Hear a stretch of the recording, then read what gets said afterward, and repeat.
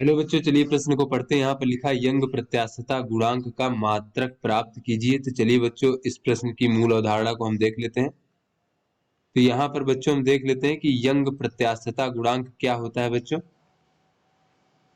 यहाँ पर बच्चों जो यंग प्रत्यास्थता गुणांक होता है,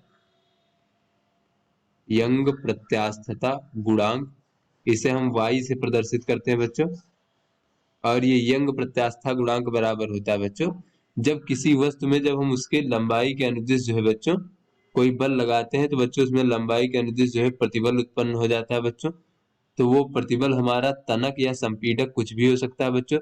तनक का अर्थ हुआ कि जब हमारे द्वारा लगाया गया जो बल है बच्चों, विरूपक बल, उसके कारण उसकी लंबाई में बढ़ोतरी हो रही है बच्चों, तो उत्पन्न प्रतिबल को तनक प्रतिबल, तथा अगर उसकी लंबाई में कमी आ रही बच्चों, तो उत्पन्न जो हमारा प्रतिबल होगा उसे हम संपीडक प्रतिबल कहेंगे। तो बच्चों इस प्रकार से मान लीजिए कोई बेलनाकार वस्तु है बच्चों, तो उस पर इस प्रकार से F बल लगा करके अगर हम बच्चों इसको तनित कर रहे हैं, या फिर वो इसके विपरीत दिशा में लगा के संपीडित कर रहे हैं बच्चों, तो यहाँ पर क्या होगा, तो बच्चों इसमें एक प्रतिबल उत्पन्न हो जाएगा जिसे हम तनक या संपीडक प्रतिबल कहेंगे बच्चों। तो यहाँ पर हम केवल प्रतिबल लिख लेते हैं बच्चों।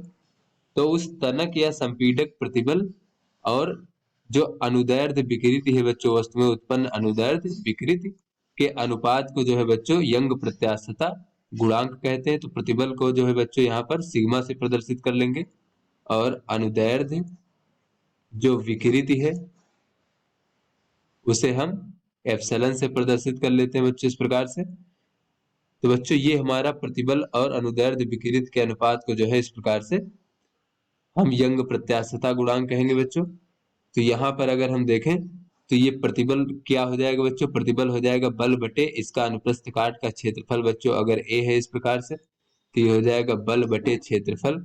और ये विकृत कितनी हो जाएगी बच्चों, तो लंबाई में परिवर्तन डेल्टा एल मान लेते हैं और प्रारंभिक लंबाई एल मान लेते हैं। तो बच्चों ये हमारी विकृत हो जाएगी।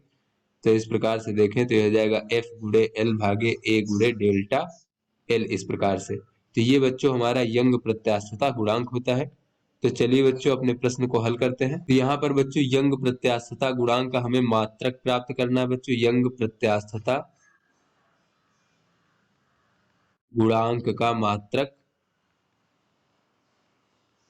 तो यहाँ पर बच्चों देखिए यंग प्रत्यास्था गुणांक बराबर होता है प्रतिबल बटे विकृत, और प्रतिबल होता है बल बटे क्षेत्रफल, और विकृत होता है बच्चों डेल्टा एल लंबाई में परिवर्तन भागे प्रारंभिक लंबाई।